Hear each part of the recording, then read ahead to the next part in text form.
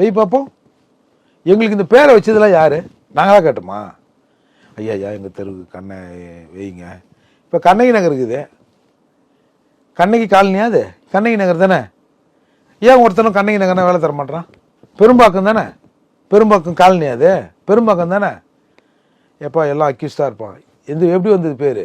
ஒரு தீண்டாமை ஒழிப்பதற்கான சட்டப்பூர்வமான நடவடிக்கை எடுனா இது எப்படி தெரியுமா?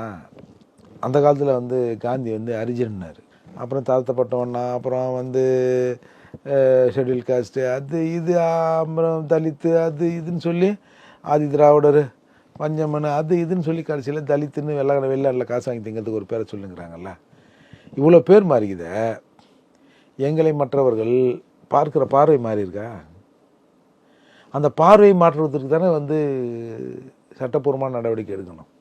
நான் எல்லாரும் அப்படி பார்க்குறாங்கன்னு சொல்ல, ஒரு சார்ந்த ஒரு 4-5 பேர் இருக்க தானே செய்வான்.